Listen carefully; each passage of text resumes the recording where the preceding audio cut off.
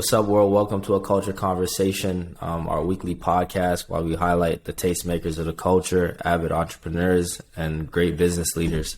Today, we're going to tap in with a special guest hailing from the U.S., somebody that joined us on our first inaugural season of A Culture Conversation, NBA trainer, avid entrepreneur, as I mentioned before, immaculate father, and a leader in his community.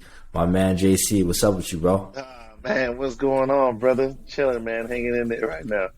Super Bowl Sunday today, you know what I'm saying? So I'm about to sit at the crib getting ready for the Super Bowl game, you know? Yeah, for sure, man. Before we get started with our conversation, I just want to take some time to check in, man. How's everything going with you? Family stuff, adapting to this new life post-pandemic. Yeah. Man. Nah, man, everything's good, man. Just trying to stay busy as you can, you know what I mean? And, family's good. Both kids are healthy, you know. So everything out here in the U.S. and Philadelphia is cool, man. So just getting ready for my busy season, spring and summertime. Nah, for sure. Talking about Philly today, we're gonna tap in with that crazy trade that set the sports world on fire, right, with James Harden and Ben Simmons. So, just turning to the trade deadlines, what were your thoughts on some of the trades that happened earlier this week? Yeah, well, honestly, I'm gonna tap in right out the gate with Ben and James Harden. I didn't think it was gonna happen. I didn't think the trade was gonna happen, really? Man. I was kind of shocked, bro. I ain't gonna lie to you. The whole situation with Ben and his trade demands, I wasn't really cool with it, But again, it's for him. It's his decision what he really wanted to do and get out of Philly. I was hoping he was gonna stay in Philly. Ben's a hell of a basketball player, being able to work with him for a few months that I was able to do during 2016 NBA pre-draft. I was hoping that he was, going to turn it around. I still think him and Embiid would have been a great 1-2 punch. But, as it turned out for him, he had to get out of Philadelphia, for his mental health and to, hopefully, get his game going to where I know it can go. But like I said, I didn't think the trade was going to happen. I still think that the Brooklyn Nets got the better end of the deal to me. James Harden, as great as he is, we might only have him for maybe 3 seasons, maybe. And we gave up basically five players for one person because we gave up, Paul Millsap. Doing, who knows if he's going to play. He wasn't playing with the Nets at the time. So, they might buy Millsap out. They might play him. Who knows? Who knows how healthy he is? But Paul Millsap ain't the Paul Millsap of the Atlanta Hawks.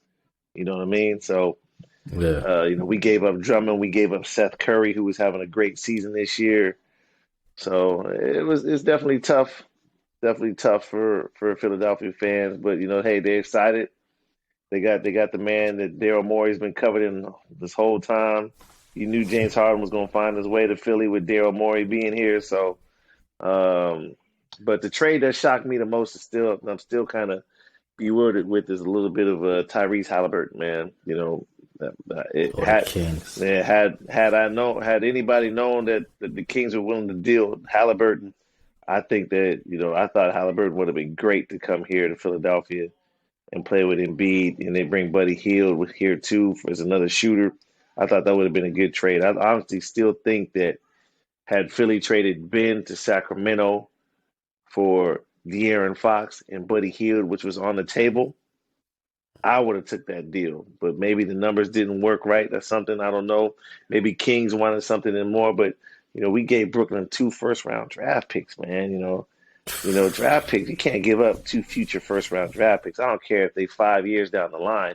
You never know who could be coming. My little man Will, he only 8, but shoot, that could have been Bronny James coming in the building in 5 years. You know what I mean? So who knows? But it's crazy, man. I don't give up draft picks for nobody, but I ain't no GM either. So. Yeah, no, but it's crazy because when you analyze both sides of the trade, I think for Brooklyn, bringing in Ben to Brooklyn gives Brooklyn a second perimeter defender, a versatile defender that can guard multiple positions, right? So now when you get into a late Eastern Conference brawl against the Bucks per se, where you have a guy like Giannis which is a guy that, requires a lot of attention, right? You got guys like KD and Ben that can kind of guard him. Yeah. And then you give a shooter in Steph Curry opportunity to come into that role because of the absence of Joe Harris. You know what I mean? So I honestly, I'm on your side too. I think that Brooklyn Nets did win the fair end of the trade. Right. I mean, like I said, with the whole, you take away Philly's, top a guy come off the bench in Drummond, who used to be a starter. Now he came off the bench in Philly when he's having a great season. So now you don't have a backup center in Philadelphia. All we have, Drummond.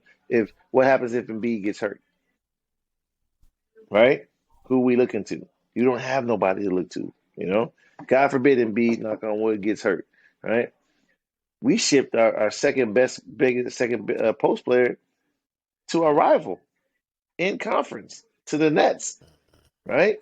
So now you add and it wasn't like Drummond was like some cupcake dude. Drummond used to be a really good starter in the league. Absolutely. This year he took a back seat to try to get his game right, and I thought he did that. Playing with Embiid, and he really had some good games when Embiid wasn't playing. So now you send a post player like that to Brooklyn to add on top of Ben, to add on top of Seth. Hopefully Kyrie can still keep playing and get. Now he ain't getting vaccinated, but I still think New York, the city of New York, was going to find a way for Kyrie to end up playing in the playoffs. So he's going to play home games, and then once Durant gets in, and Joe Harris, like you said, will be able to get healthy and come in. It's a good looking team, man.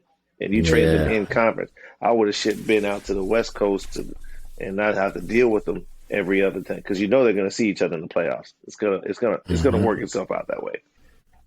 So what do you think? Like for obviously as living in Philadelphia, your sports fans are a little different. So like, what do you think it's gonna be when Ben comes back to play March 10th at Wells Fargo Arena? It's gonna be Philly. It's gonna be crazy. First of all, I don't think Ben's gonna play March 10th. I hope he does. If I'm him, I want to get that stuff out the way rather than get it in the playoffs. Just take it. All hell's gonna come down on you. So might as well just prepare yourself right now. It ain't nothing you ain't never heard before, anyways. So just they ain't gonna say nothing that they haven't said already. All right. So what's there to be worried about? All he needs to do is come in here. They said all they could say to him about him already in the media and in the arena. He's been booed, he's been yelled at, he's been talked about. So now I just come out here and hoop, block the noise out. Clear the mechanism. Yeah, exactly. As for James Harden, though, I think we're gonna see a different James Harden. When he gets into a good situation, all of a sudden the points average go up. He starts playing his brand of basketball. So, what do you think about that? James Harden being, James Harden is James Harden. You know what you're gonna get from James Harden. You should know what you're gonna get from James Harden. My thing with James is, is his hamstrings okay? His hamstring okay? Because he has sat out the last 3 games with a hamstring issue, right? So is he ever going to be healthy? Right? Because now we got to deal with his health. Can we rely on his health? Can we rely on him being healthy in a postseason? Right? Him and Embiid got to coexist because Joel's never played with a guard who does the things that James does. James has never played with a post player like Embiid. So, can that correlate, into a nice cohesion on the court? And who's to say? This is Embiid's team. This is Embiid's city. So you gotta be Robin to Embiid. Can he be Robin to Embiid? Is the question.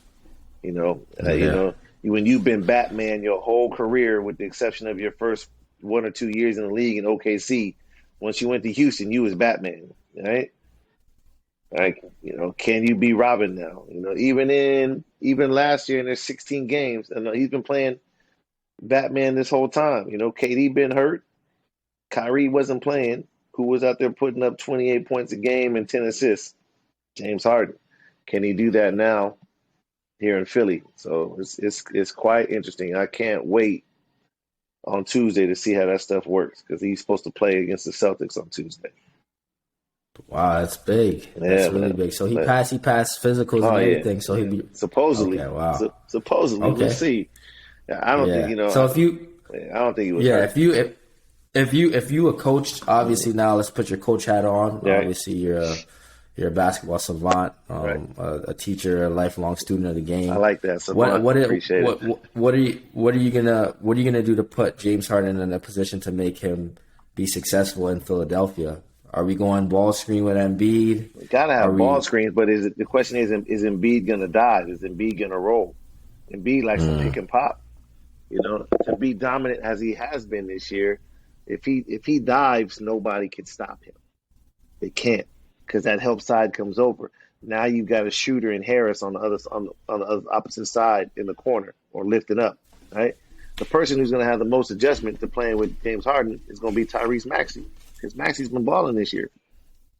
Right, so now you're taking a ball out of Maxey's hands because he was the point guard, taking over for Ben.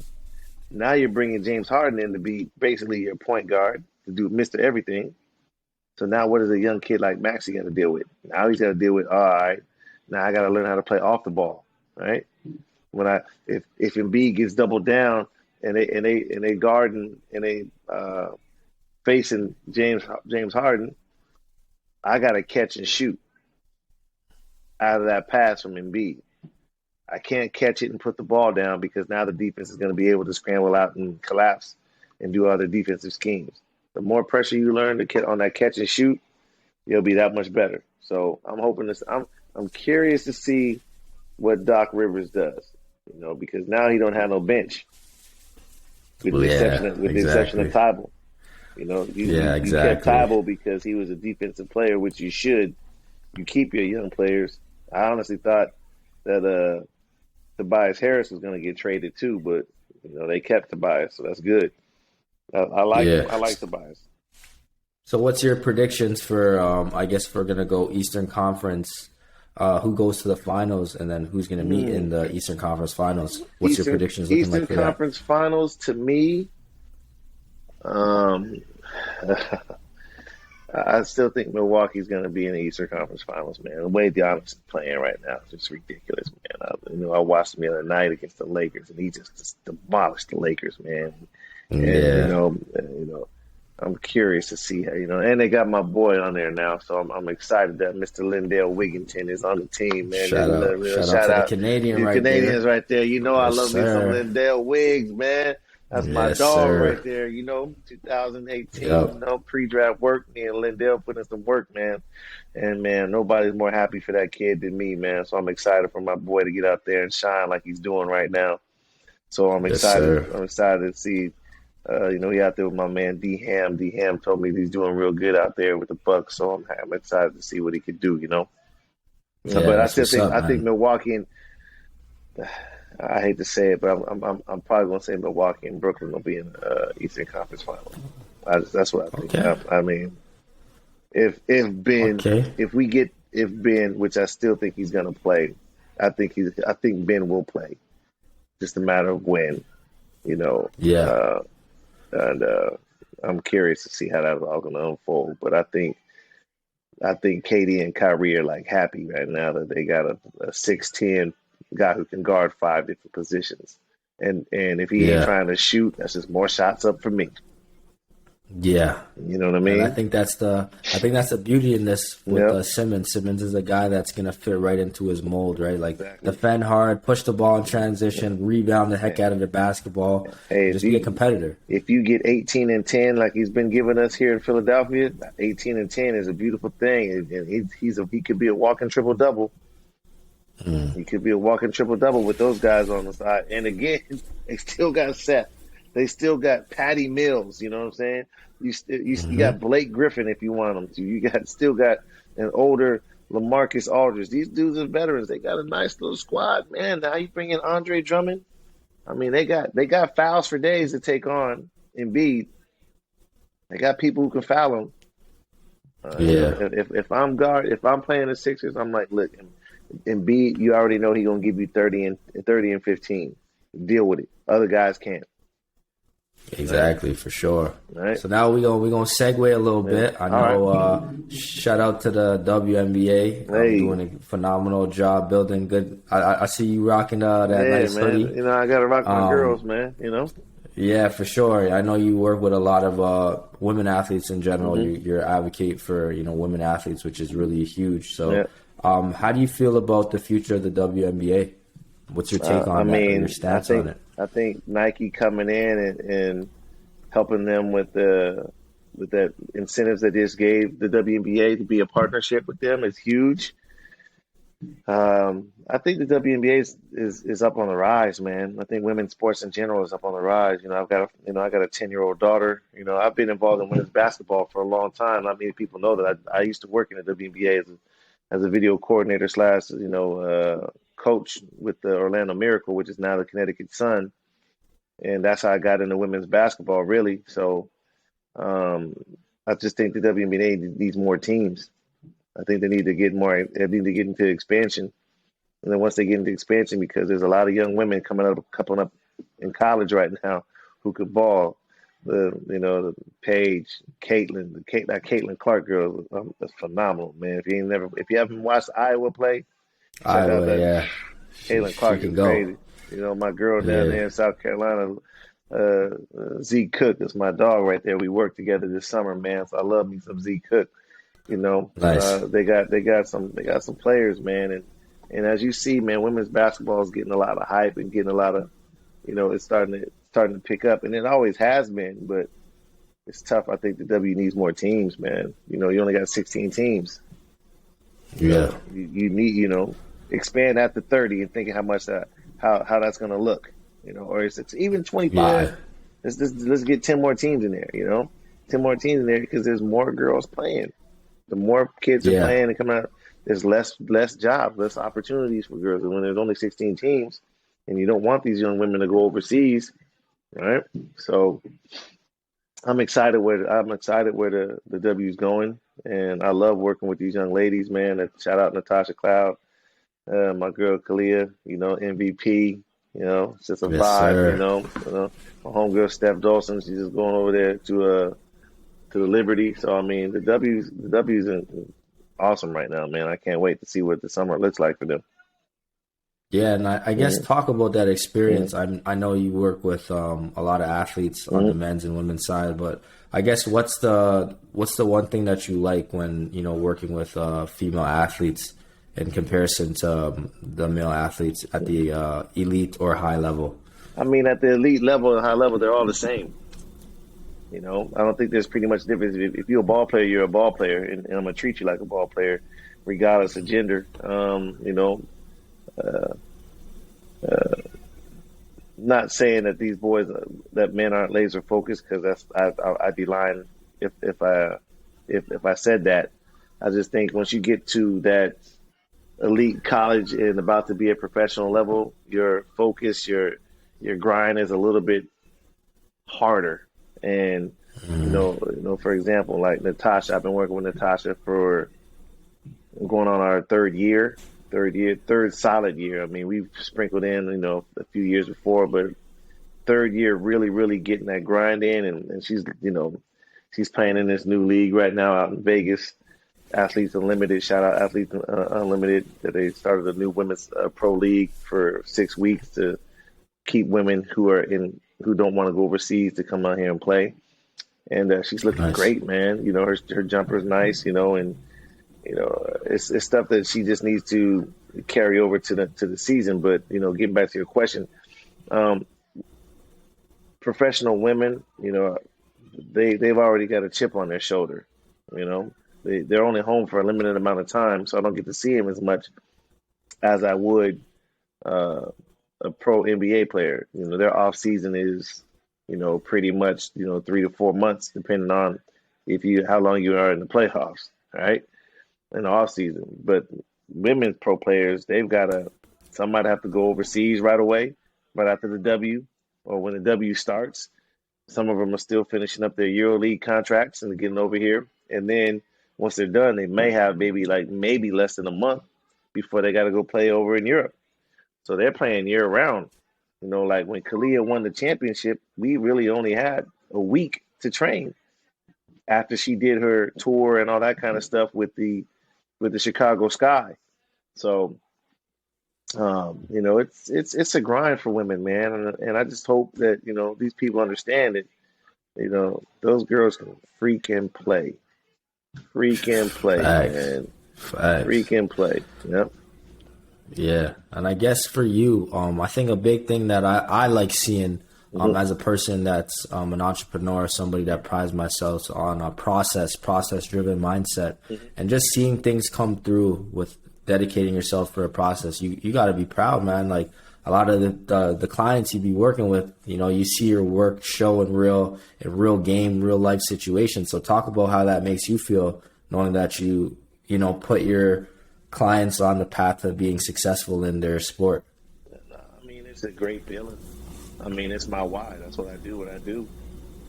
Being able to see, these people prosper, and being able to see these people prosper and stuff like that. That's awesome, man. Just seeing like Dejounte Murray, for example. I remember Dejounte in 2016. We're in Cleveland and we're doing our workouts. Getting ready to hoop, and now he's an all-star, right? Yeah, NBA first time. That's first crazy. time all-star. So I mean that type of stuff right there just takes it to another level. It just gives you an appreciation that what you're doing works. Seeing Kahleah come from where she came from, and winning the WNBA championship, being Finals MVP. Those things go a long way, man, because we were in the gym. Sometimes we'd be in the gym at 9 o'clock at night or 10 o'clock at night getting shots up. And to see that grind, pay off, no better feeling. It's just like a dad, taking the training wheels off the kid's bike and seeing them ride their bike for the first time without the training wheels, man. That's all it is, Yeah, it's that type of feeling, So yeah. I take pride in my job. I take pride in my work, and being an entrepreneur and leaving the college game like I did, and starting my own company and seeing how it's blossomed. Which there've been, COVID hits everybody hard. Hit everybody hard. Definitely hit my business when my business was going up on the up. I just got done doing a pre-draft workout and sent guys, and flying over to China and coming back, and then all of a sudden you're at a halt. And, for me to be able to still play, do what I do and hoop, that's definitely cool.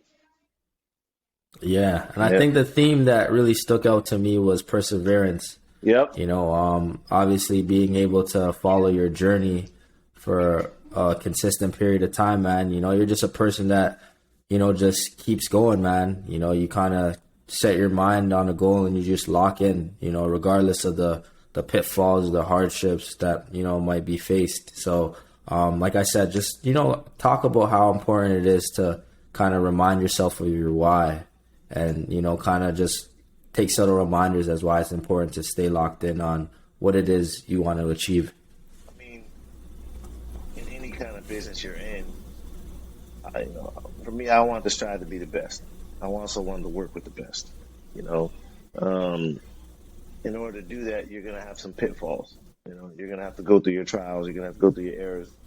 But if you stay focused on who you are, if you want to be organic, and what I mean by organic means, I'm not out here, I'm in starstruck and taking pictures and doing all this autographs, and, I'm organic with who I am, man. I'm organic as in it grew up from the roots, who you see is who I am, And you've been in the gym with me.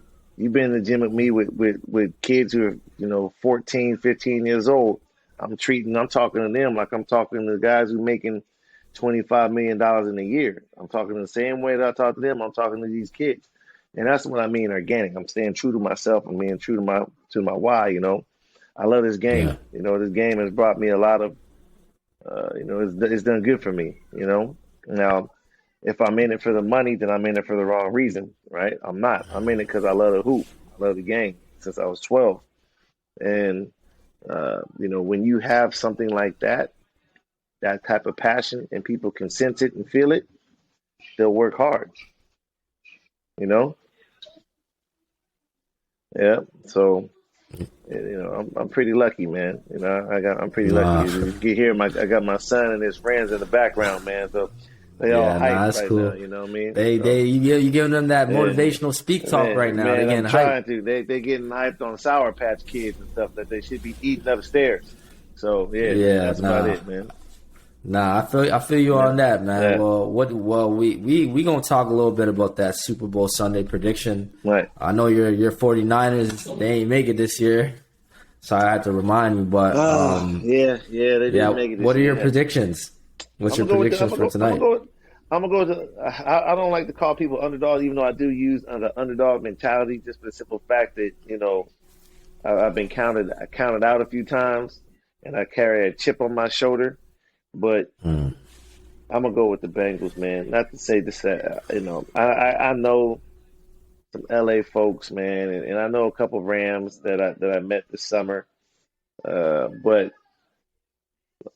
I like that kid Joe Burrow, man. Coming off an ACL injury and leading his team right out from an ACL to a spot in the Super Bowl, that's pretty impressive to me. Kids just chase their front line though, man. Aaron Donald and all them dudes gonna come with their heat. Aaron Donald's a beast. He's a big dude, by the way, too. But I think somebody said it earlier on ESPN. I was listening to the pregame stuff, all that talk. Whoever has the ball last will win, and I'm gonna say that I'm gonna go with the Bengals by a touchdown at the end of the game, in under the 2-minute mark. Okay. I'm gonna hold you to that prediction. Burrows is amazing. I like his story. Just the humble guy that really just stayed locked in on his I like craft. Stratford too. I give him his props. I love and I've been an Odell Beckham fan, but I can't root for the Rams, man. I'm from the Bay, man. I'm a San Francisco Bay Area guy, man. I can't root for the Rams, man. Yeah, nah, for sure. But it will be good to see. One of the highlights I'm looking forward to is the halftime show.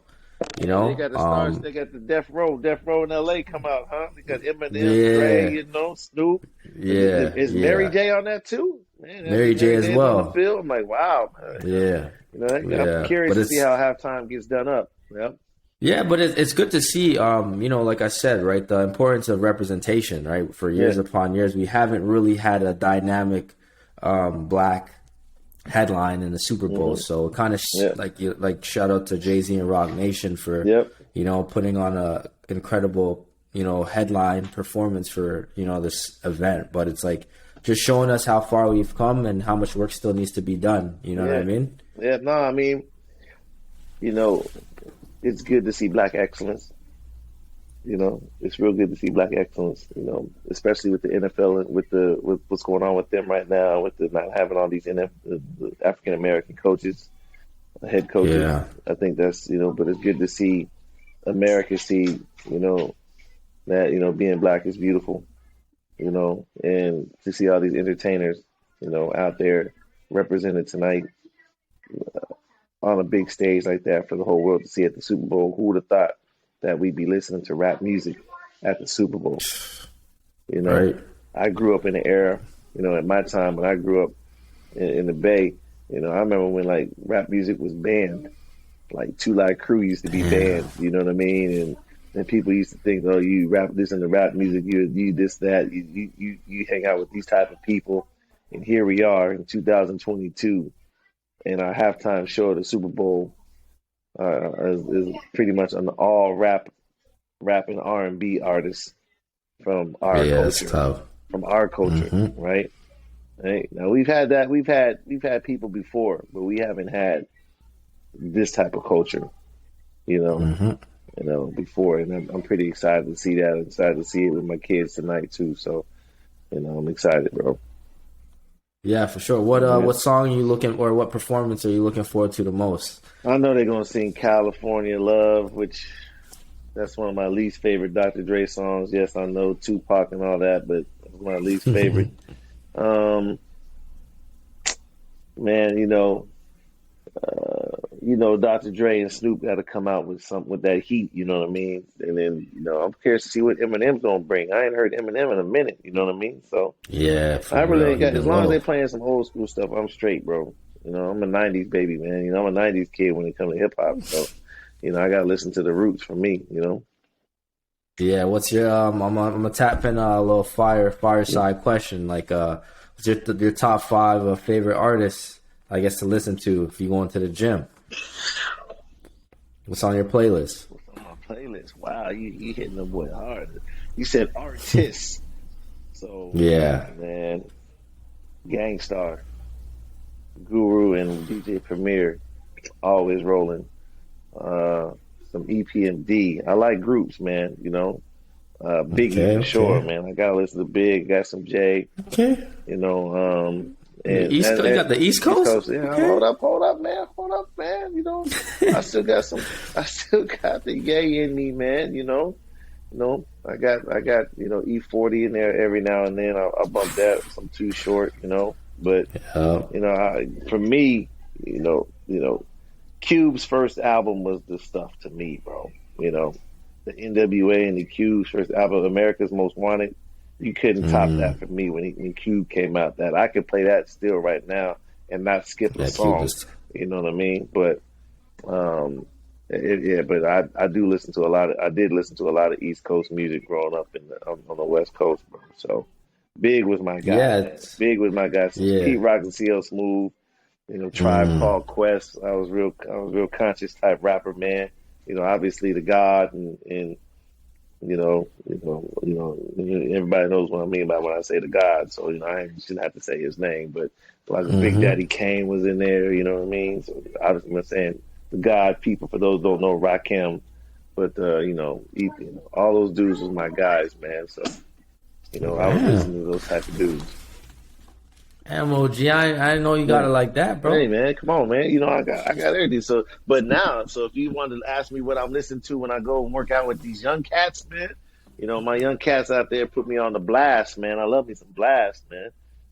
Blast is my stuff. If I'm gonna keep it gully, I'm gonna keep that Larry June right now from the Bay Area. So I got some other people in there that I rock with, man. So yeah, I'm excited about. I love my hip hop music, man. Yeah, I seen earlier. Was it yesterday? Yeah, Haley, she got you on that new playlist. Yo, man, my daughter be having me always try to have me doing these TikToks, man. And I try to get her a little something, man, with that. I forgot the artist's name right now, but the song was called "Whoa," and she loves it. I caught her slipping. She didn't think she could sing and stuff like that, so I put her on the video to see if she could really do it. But no, man, sure. I'm still cool. Obviously, Drake. Can't go wrong with my man from the Six. You know what I'm saying? So Drake is stuff too. I listen to pretty much all his music, man. But man, it's good to be now and seeing what hip hop has really came to. Yeah. Absolutely. Definitely the different generations too. You talk about obviously back in the 90s, I think it was like the golden era of hip hop with the emergence of like the G-Funk era in the West Coast. West Coast, man. I wasn't really to be honest. I wasn't really a West Coast dude with music, but the G-Funk era. The G-Funk era was different, man. Yeah. Dre put everybody on some different stuff, man. Everybody wanted to work with Dre at that time, man. And for sure. And his beat once it comes on, it was rocking, dog. So. Yep. Yeah, for sure, man. But we're gonna wrap it up. Right. I just wanted to take some time to bless. Like I said, if you have any events coming up, some stuff we should be looking forward to. It's you can kind of like share that with our audience and kind of where they can kind of follow up with you. And they can always follow me at ClarkJ22 on IG or on Twitter. Same handle, ClarkJ22, ClarkJ22. Honestly, right now, man, if I'm not in LA working at the Sports Academy this summer, me and Phil Handy, you Torontoans, all know who Phil Handy is. He helped y'all win a ring with the Toronto Raptors in the Kawhi Leonard day. But Phil's got something cooking up there in LA at the Sports Academy, formerly known as the Mamba Academy. I was director of their basketball camp last summer, and I think we might try to do that again. If if something doesn't come up, I still have some pre-draft workouts that I might do. So I've got a lot of things that coming up on the table. I just got to figure out which one is right for me. But whatever I got, man, you got a front row, dog. You know what I'm saying? That's what family does, man.